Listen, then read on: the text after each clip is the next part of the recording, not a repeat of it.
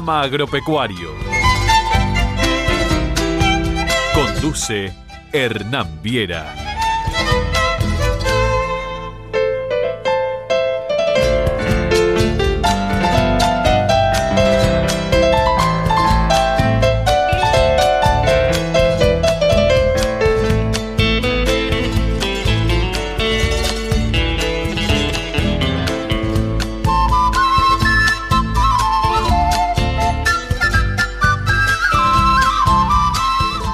¿Qué tal? ¿Cómo les va? Bienvenidos a una nueva emisión de Panorama Agropecuario, la cita que tenemos cada semana donde compartimos con todos ustedes las principales informaciones del sector rural.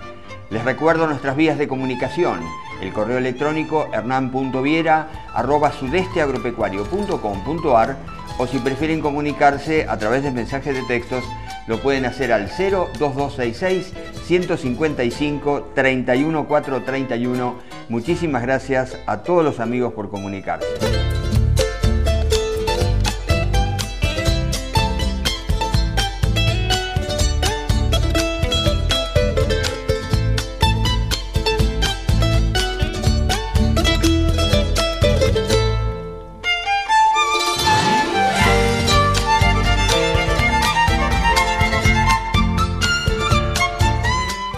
Vamos ahora a los títulos de hoy. Vamos a referirnos a la fertilización de los cultivos de invierno. Nos entrevistamos con el ingeniero Hernán Echeverría. El ingeniero José Dagil, de la firma Acopio Balcarce, nos habla del estado de los cultivos de trigo y cebada después de las copiosas lluvias caídas en nuestra zona. Nos entrevistamos con el señor Roberto González, presidente de la Federación Agraria Argentina, filial Balcarce, y director nacional de la entidad. Finalmente vamos a compartir una nota que le realizamos al médico veterinario Martín Carballo, flamante director de la Agencia para el Desarrollo Local Balcarce.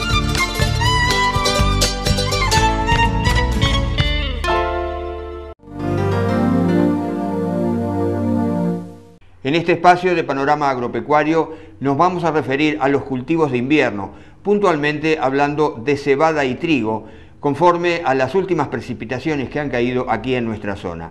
Vamos a enfocar la nota a partir de la fertilización nitrogenada. Nos entrevistamos con el ingeniero Hernán Echeverría, de la Estación Experimental INTA Balcarce. Lo escuchamos. Hernán, muy buenos días, ¿cómo estás?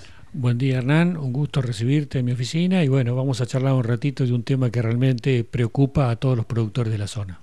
Bueno, en esta introducción yo me refería al nitrógeno. Seguramente ya el productor, al haber sembrado el trigo o la cebada, ha puesto el fósforo necesario, ¿no? A ver si podemos rápidamente hablar algo de fósforo y después referirnos al nitrógeno, Lalo. Bien, yo creo que es oportuno comentar un poquito que el productor debe hacer una aplicación de fósforo para los cultivos de invierno en el momento de sembrar el cultivo. Al momento de sembrar tanto el trigo como la cebada es el momento ideal para aplicar el fósforo, porque este es un nutriente que no se mueve en el suelo y es un nutriente que se requiere desde el comienzo del desarrollo del mismo para poder tener un buen sistema radical del cultivo. Entonces, ante un año con características tan especiales como este, en el cual ha habido mucho frío y demás, el fósforo es un nutriente que justamente permite lograr un buen enraizamiento del cultivo y un crecimiento inicial importante. Una cosa que vale la pena destacar es que generalmente los productores hacen cultivos de invierno, como dijimos trigo o cebada en particular, pensando en que va a ser un cultivo de segunda como la soja. Entonces, hablando de fósforo, hay que recordar al productor que tiene que poner una dosis de fertilizante que cubra lo que va a exportar el cultivo de invierno más lo que puede llegar a sacar la soja de segunda. Y este es un mensaje que creo que vale la pena reiterárselo para que lo tenga presente. Sí, es realmente una recomendación interesante. Respecto del nitrógeno, bueno, es un tema que hemos hablado ya en varias oportunidades, Lalo. ¿Conviene aplicarlo al momento de la siembra o esperar un poco cuando la planta está comenzando o desarrollándose en macollaje?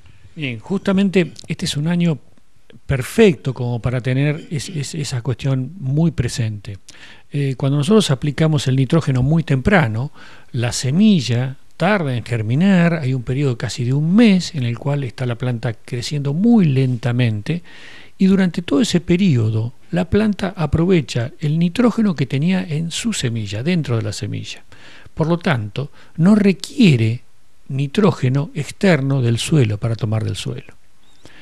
En este año en particular, en el cual ha habido lluvias muy importantes desde el momento de la siembra hasta ahora que está empezando a macollar el trigo y la cebada, si uno hubiera hecho aplicaciones de nitrógeno generosas, ese nitrógeno, como es móvil en el suelo, se hubiera perdido del sistema. Y esto realmente es muy contraproducente desde el punto de vista económico, por lo que implica el precio de un insumo caro como es el del nitrógeno, y por otro lado porque ambientalmente estamos mandando nitrógeno a la napa de agua, lo cual evidentemente es un proceso de contaminación que tampoco es necesario, entonces ni conveniente. Entonces, me parece que hay que ser muy cauteloso a la hora de decidir cuánto nitrógeno aplicar y en qué momento aplicarlo.